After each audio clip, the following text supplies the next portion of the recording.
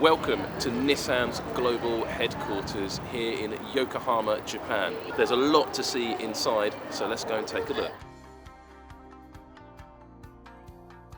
So as you come inside this facility, which is more than just a museum and a car collection, it's actually the central offices of the whole of Nissan as a corporation. And the first thing you see as you walk in is this fantastic X1 Cherry, which is one of my favourite cars from history actually. But then next to it is the Nissan Ferrari, a car I'd completely forgotten about. For a brand like Nissan, heritage is really important, and they celebrate that with this collection of badges embedded into the wall here. And it starts with this 1935 Datsun 14 badge, which is wonderful, I think.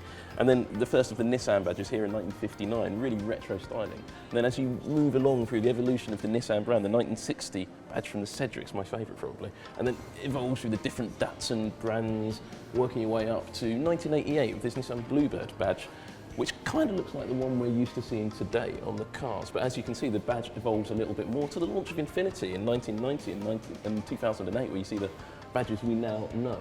There's this whole corridor dedicated to the history of Nissan. Look up here, the podium trophy from Le Mans 24 Hours.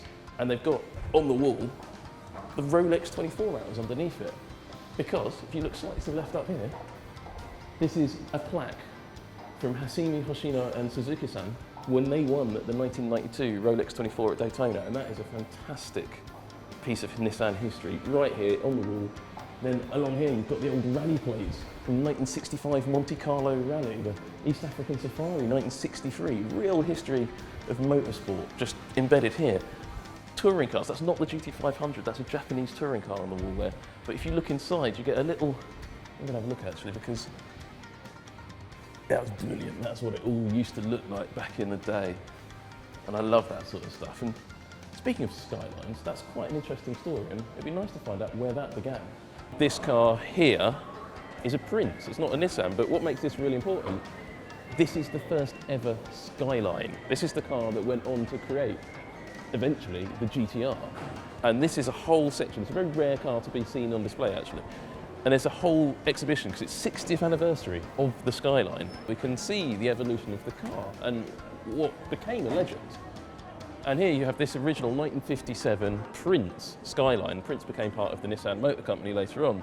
The second evolution was another Prince Skyline. But here, in the third evolution, something happened. In 1969, it wasn't on the Skyline. It was actually on a 2000 GT, but they called it the GT-R.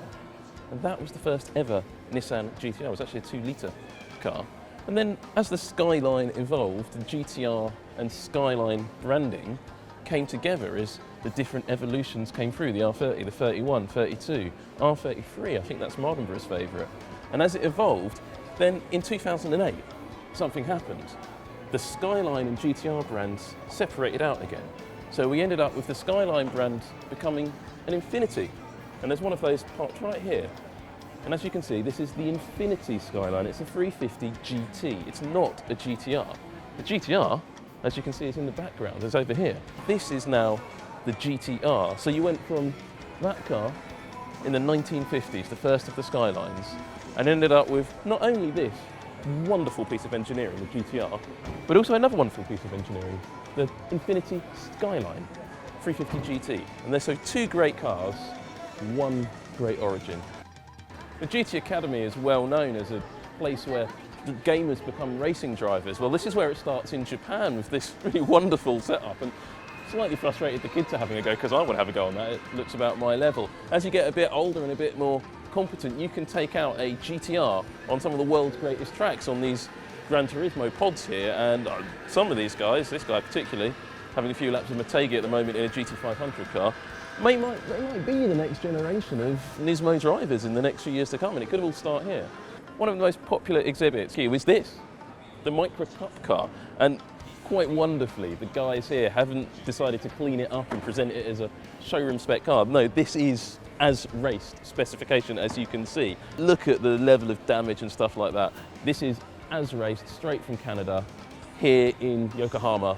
And everybody who walks in the door, they might come to see some of the heritage stuff or a new Serena or an Autech model.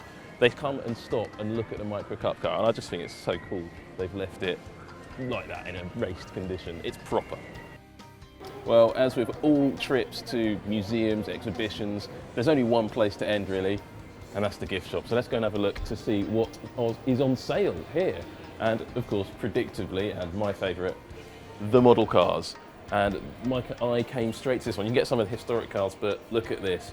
30,000 yen, which is well over £100, for a 2015 Nissan GT-R GT500. You've got more model cars, of course, key fobs, clothing, caps, NISMO GT-R scarf for those cold days at Fuji Speedway. Teddy bears! X-Trail, laptop case. What you have to have in your life are, of course, the NISMO golf club.